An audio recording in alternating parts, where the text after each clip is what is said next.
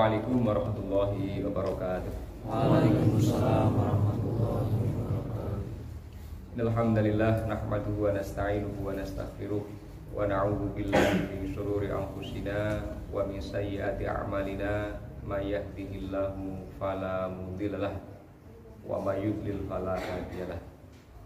Asyhadu an la ilaha illallah wahdahu la syarikalah wa asyhadu anna Muhammadan abduhu wa rasuluh. Allahumma sholli wa sallim ala nabiyyina Muhammad wa ala alihi wa sahbihi ajma'in. Amma ba'd. Alhamdulillah, puji syukur kita panjatkan kehadirat Allah Subhanahu wa taala. Pada kesempatan malam hari ini kita diperkenankan oleh Allah untuk bisa melaksanakan sholat isya berjamaah, dilanjutkan dengan sholat tarawih, yang pada kesempatan ini imam besarnya Syekh Rudiono. Ya. Tadi Rudi kita tunjuk untuk maju secara spontan, maka kali ini saya pun harus kultum secara spontan, biar 50-50 kan. Ya, Pak Haris nggak ada di Mas Rudi yang imam, dan alhamdulillah ya lancar. Kalau ada salah-salah sedikit ya bisa dimaklumi. Jangankan yang amatir, yang pro saja bisa saja keliru ya. Bahkan kalau kadang yang sudah pro itu saking pro-nya itu cepet banget itu, karena sudah saking apalnya.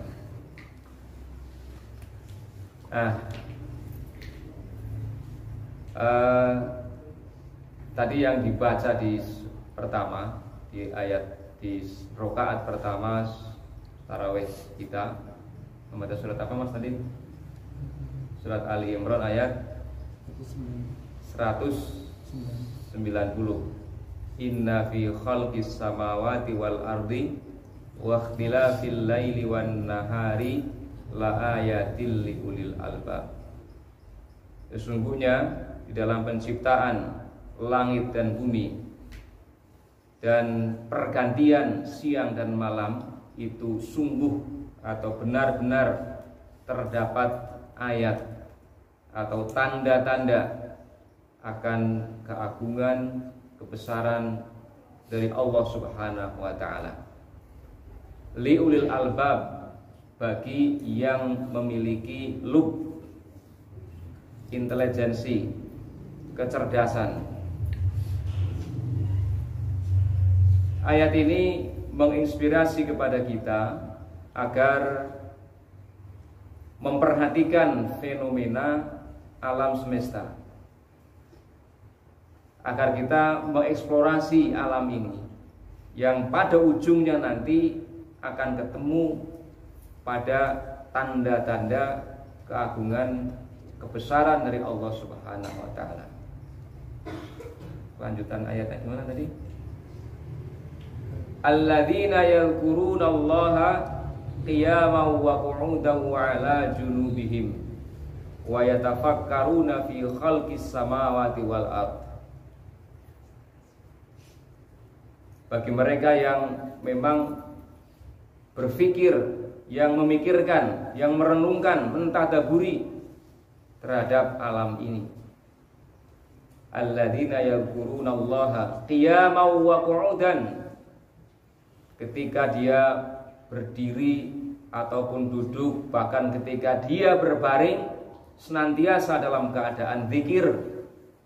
Zikirnya tidak hanya sekedar lisannya, tapi juga zikir dalam pengertian dia memikirkan, merenungkan ciptaan, keagungan dari Allah Subhanahu wa taala. Yang ini, ayat ini sering dipakai dalam kajian-kajian ilmiah sebagai dalil agar kita ini mengeksplorasi alam semesta ini sebagai kajian ilmiah, atau sebagai landasan agar kita ini belajar termasuk juga ilmu-ilmu alam ya, ilmu alam, sains dan sebagainya. Sehingga ulama-ulama terdahulu selain mereka mumpuni di dalam ilmu agama, mereka juga akhirnya mumpuni juga dalam ilmu-ilmu yang sifatnya ilmu alam ataupun humaniora, ilmu sosial, karena mereka mengamati, meneliti terhadap seluruh fenomena alam semesta ini. Ini juga pertalian dengan surat yang pertama kali turun. Kita kemarin memperingati nuzulul Quran, ya. Maka kita perlu mengingat yang pertama kali turun adalah kalimat Iqra, bacalah. Iqra bismi rabbikal ladzi khalaq. Bacalah dengan bismi rabbikal ladzi khalaq, dengan nama Tuhanmu yang telah menciptakan. Di dalam aktivitas kita membaca, nah, sekarang populernya dengan istilah literasi. Ini landasan bagi kita, misalnya kaum muslimin ini punya kebiasaan, punya tradisi membaca yang paling dominan. Tapi hari ini kayaknya kita ketinggalan dalam budaya membaca. Jadi baca WA mungkin ya. Yang baca WA pun scroll kalau yang panjang-panjang. Tapi membaca yang dengan penelitian, dengan ketelitian, dengan melahirkan hukum-hukum, ya, itu kayaknya kita jauh tertinggal untuk saat ini. Di surat Al-Alaq itu aktivitas membaca tidak bisa dilepaskan dari bismi rabbikal ladzi khalaq, dengan nama Tuhanmu. Ini berbeda dengan aktivitas ilmuwan barat yang mereka dalam aktivitas penelitiannya, dalam aktivitas belajarnya itu terlepas dari nilai-nilai keilahian.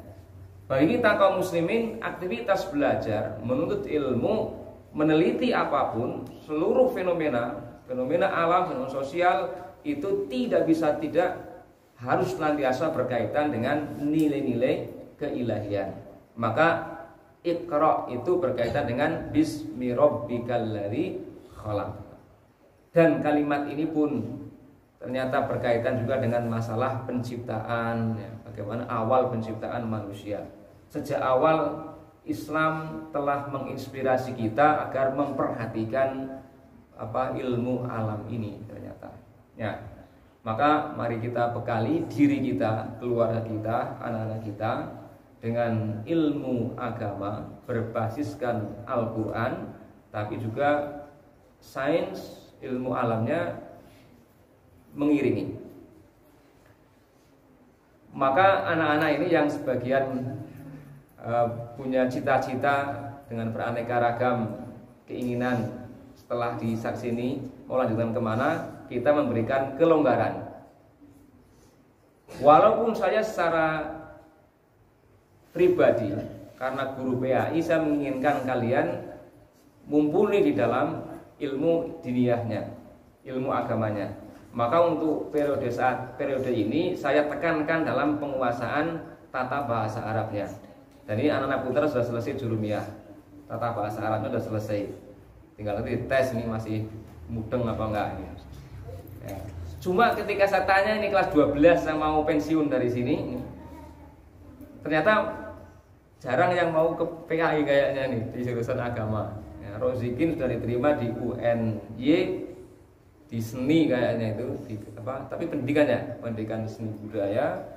Romiati di seni juga di UNES, terus yang lain dengan proses malah ada yang keisi, ya terserah lah. Yang penting jangan lupa seluruh ilmu apapun silahkan kalian pelajari, tapi jangan lepas dari tadi bismi rabbikal ladzi khalaq, dengan nilai-nilai keilahian. Idealnya sejak kecil anak-anak kita dididik dengan dasar agama yang kuat, sehingga dia mapan, mumpuni. Nanti mau diisi dengan ilmu apapun, basicnya sudah kuat dengan agamanya.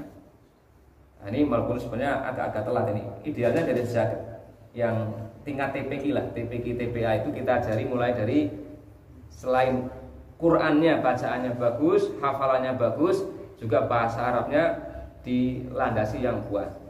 Maka sebenarnya cita-cita saya, ini anak-anak kita ajari yang nahwu shorof itu, kita ingin membentuk TPQ sebenarnya. TPQ tapi dia fokus di selain Qurannya beres, landasan bahasa Arabnya sudah punya dasar bahasa Arab, sehingga nanti ketika meningkat ke level berikutnya dia sudah familiar, sudah tidak asing, bahkan sudah mudah karena dia paham tata bahasa Arabnya, dia sudah bagus bacaannya, hafalan Qurannya banyak, sehingga untuk menguasai kitab-kitab yang mungkin berbahasa Arab nanti lebih mudah. Disamping dengan diajar juga dengan bahasa yang lain. Ini cita-cita yang belum terwujud. Tapi kita sedang mengkader nih yang anak-anak yang putra, karena yang langsung interaksi dengan saya, yang putri via YouTube lah, karena nggak langsung. Mungkin periode berikutnya setelah kalian cukup, kita bentuk semacam TPQ tapi punya kekhasan di bahasa Arabnya itu. Mudah-mudahan ada yang konsen di bidang itu. Nah, yang ngajar siapa? Kalian nih, anak Pati. Harapannya begitu. Di samping kita sendiri, kalian membantu mensupport bentukan ini. Demikian, assalamualaikum warahmatullahi wabarakatuh.